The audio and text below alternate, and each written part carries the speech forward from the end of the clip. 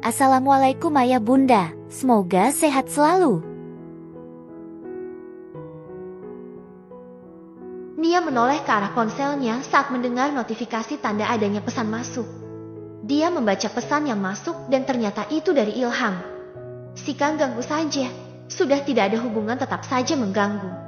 Gumam Nia yang masih dapat didengar oleh Bu Dinar. "Siapa sayang? Kok seperti kesal sekali kamu saat mendapatkan pesan itu?" Tanga Bu Dinar yang menatap heran ke arah sang anak. Biasa Ilham memberi kabar bahwa hari ini dia pindahan rumah ke rumah istrinya yang ada di kota dan berharap bahwa aku dan Risa mau bertemu dengannya. Jawab Nia dengan nada kesal. Padahal dia sendiri yang membuat kami kecewa, sekarang dia sendiri yang meminta untuk bertemu. Sebenarnya maunya apa sih, heran aku. Lanjut Nia yang membuat Bu Dinar mengerti. Mau bagaimanapun juga kamu harus ingat di antara kalian itu ada Risa. Ucap Bu Dinar memberi pengertian kepada Nia. Ya kalau Risanya mau aku tidak masalah bunda. Risanya saja tidak mau, nanti malah aku yang kena fitnah lagi. Meos aku. Curhat Nia yang membuat Bu Dinar mengangguk mengerti. Sudah tidak usah dibahas. Tapi ya sekali-kali kamu harus mengalah dan maulah mempertemukan Risa dan Ilham. Agar mereka tidak berpikiran buruk denganmu. Ucap Bu Dinar lagi. Mau aku melakukan hal yang benar ataupun salah itu akan menjadi kesalahan di mata mereka bun. Jadi ya biarin saja mereka mau menilaiku seperti apa. Toh sekarang juga bukan urusanku lagi. Jawab Nia yang sebenarnya ada benarnya juga. Kini Bu Dinar dan Nia saling diam saat melihat Risa yang berjalan menuruni anak tangga menuju ke arah mereka. "Mama, lihat aku sudah pandai berhitung kan? Oma yang mengajariku." Ucap Risa sembari memberikan buku belajar menghitung untuk anak seusianya.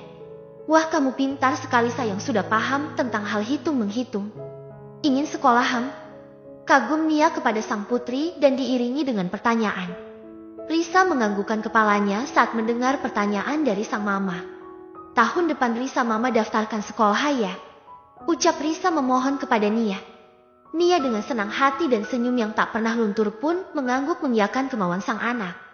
"Iya sayang, maka dari itu Risa harus rajin belajarnya agar semakin pintar lagi." Jawab Nia sembari memeluk dan menciumi pipi sang anak yang hanya diangguki semangat oleh Risa. Cucu opa sudah belajar lagi sayang?" Tanya Pak Rama yang tiba-tiba saja datang bersama Nio membuat Risa. Nia dan Bu Dinar menoleh ke arah mereka berdua. Risa menggelengkan kepalanya sebagai jawaban atas pertanyaan sang opa. "Tidak, Risa tidak belajar lagi kok opa. Risa hanya memberitahu mama saja jika Risa sudah mulai belajar menghitung dengan oma tadi. Dan kata mama tahun depan Risa bisa masuk sekolah." Jawab Risa dengan bangga dan hal itu membuat siapapun yang mendengarnya menjadi gemas. Pak Rama menganggukkan kepalanya dengan pelan. "Nanti jika sudah sekolah dan Risa bisa menjadi juara di kelas, opa janji akan memberikan hadiah untuk Risa." Ucap Pak Rama yang membuat Risa semakin senang mendengarnya. "Benarkah opa?" Tanya Risa dengan nada senang. Pak Rama menganggukkan kepalanya meyakinkan sang cucu. "Kalau begitu Risa akan lebih giat lagi untuk belajar." Ucap Risa sembari melonjak-lonjak. "Nia, Nio." Pak Rama dan Bu Dinar terkekeh melihat tingkah sang putri kecil di keluarga mereka. "Sudah-sudah nanti sakit perutnya." Ucap Nia membuat Risa terdiam. Kini keluarga Nia berkumpul. Mereka sharing cerita yang dilaluinya beberapa akhir ini. Memang waktu yang begitu sibuk membuat Nia dan Nio jarang sekali berada di rumah. Apalagi Nio yang baru saja melakukan pekerjaannya di luar kota. "Barusan aku dapat pesan dari Ilham. Dia berkata bahwa hari ini keluarganya akan melakukan pindahan ke rumah Randa yang berada di kota. Terus dia juga berharap meminta agar aku dan Risa mau bertemu dirinya kapan saja." Cerita Nia mampu membuat Pak Rama dan Nio penasaran. "Dih, enak saja bicara seperti itu. Kemarin dibuang begitu saja. Sekarang mengemis seakan-akan minta ingin bertemu. Aku tidak menyetujuinya ya kak. Awas jika aku tahu kakak dan Risa menemui Ilham tanpa sepengetahuan aku." Ucap Nio yang merasa gondok dengan sikap Ilham. "Kalau perlu kakak ganti nomor telepon deh agar tidak diteror oleh Ilham." Lanjut Nio yang mendapatkan pukulan ringan oleh Bu Dinar. "Tidak boleh begitu sayang. Mau bagaimanapun juga di antara kakak dan Ilham itu ada Risa. Kamu mau kakak dicap buruk oleh orang karena menjauhkan anak dengan ayahnya?" Ucap Bu Dinar memberi pengertian kepada Nio.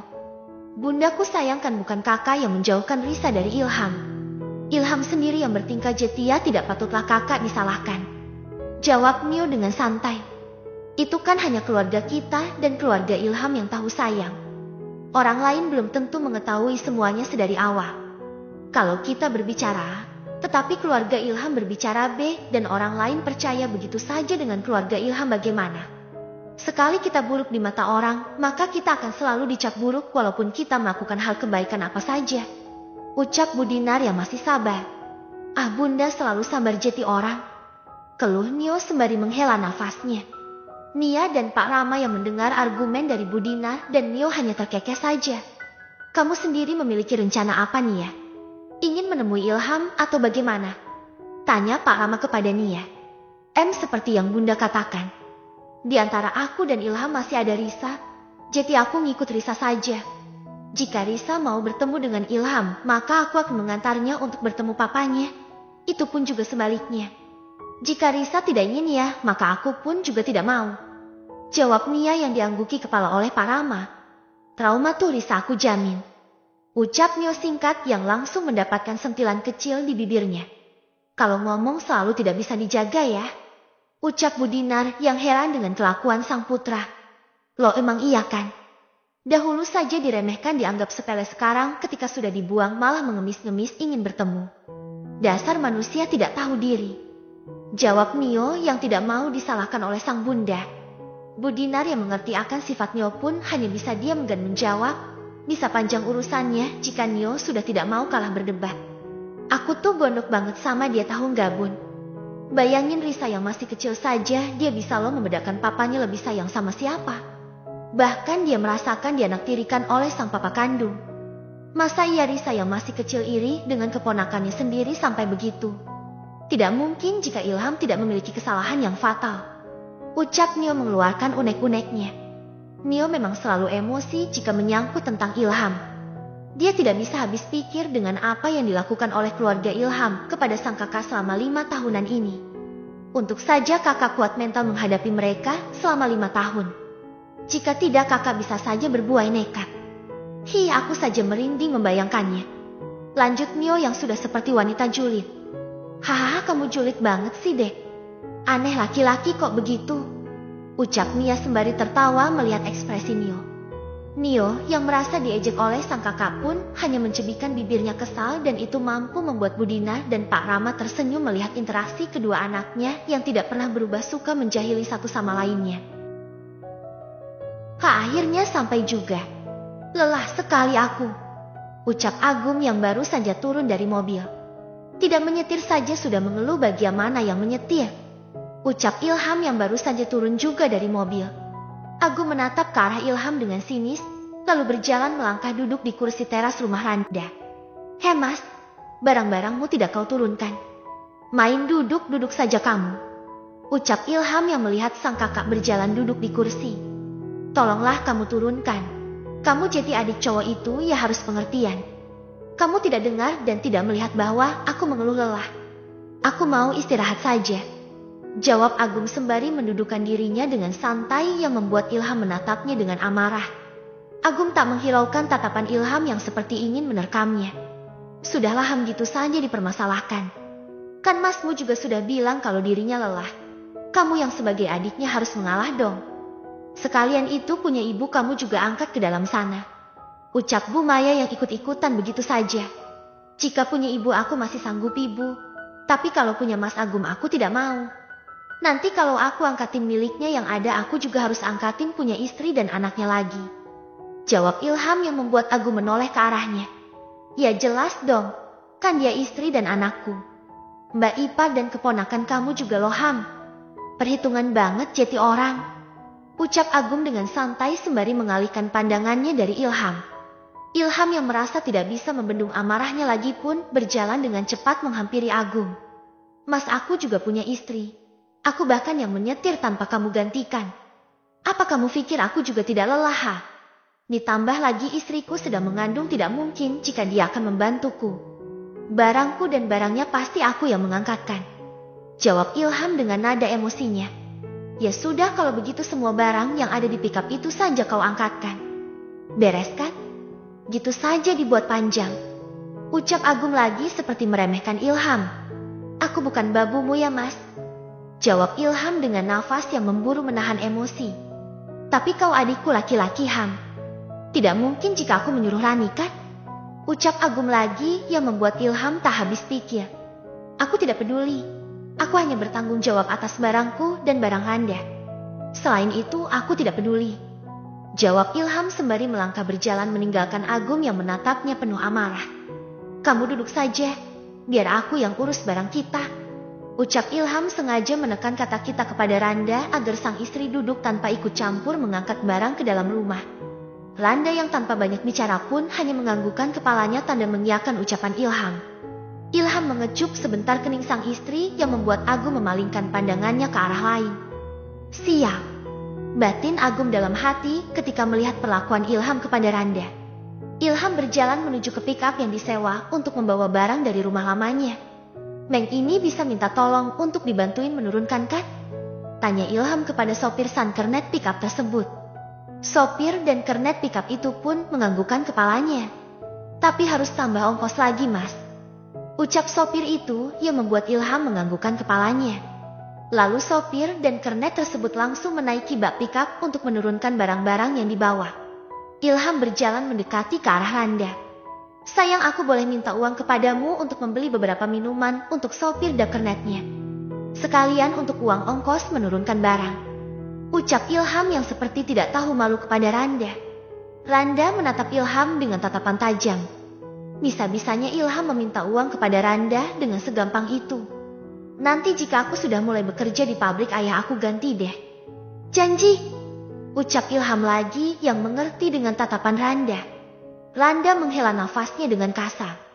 Lalu dia mengambil dompet dan memberikannya beberapa uang kepada Ilham.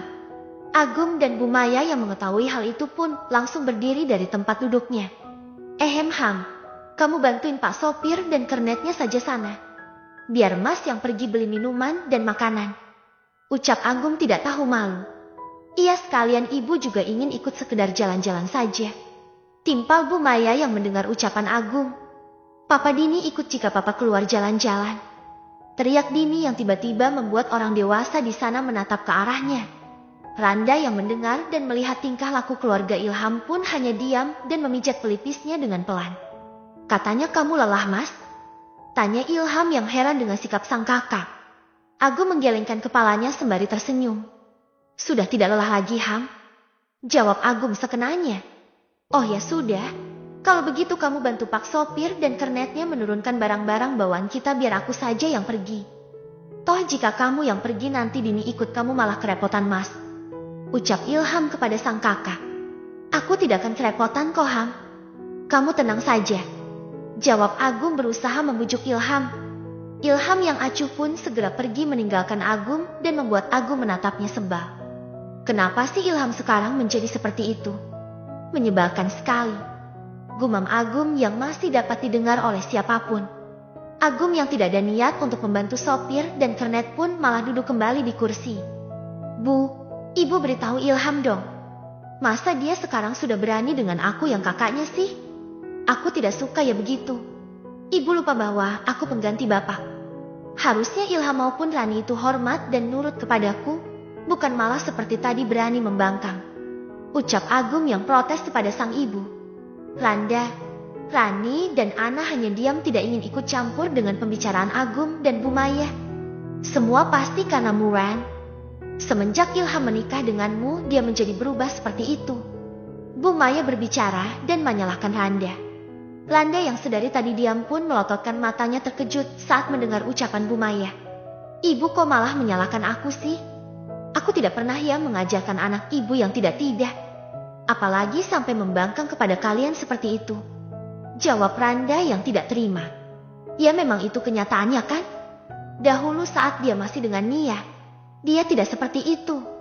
Kenapa sekarang setelah dia menikah denganmu, dia jadi berubah begitu saja? Apalagi kalau bukan kau yang membuat dirinya berubah?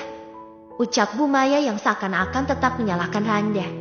Terserah ibu berbicara apa.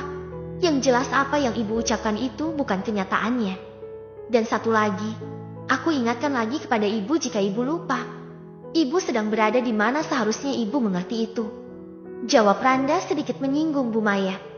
Bu Maya yang mendengar ucapan Randa pun terdiam sejenak.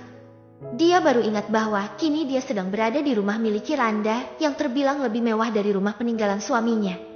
Jika ibu macam-macam dan berani denganku, ibu pasti tahu kan akibatnya akan seperti apa? Tanya Randa lagi dengan senyuman yang penuh arti. Bu Maya dibuat terdiam tak berkutik dengan ancaman Randa. Dia tidak ingin diusir oleh Randa begitu saja. Randa yang melihat ekspresi tegang dari sang ibu mertua pun hanya tersenyum remeh dan menyamankan duduknya kembali. Dasar tua tidak tahu diri. Dia tidak tahu siapa yang dia lawan. Batin Randa dalam hati bersambung.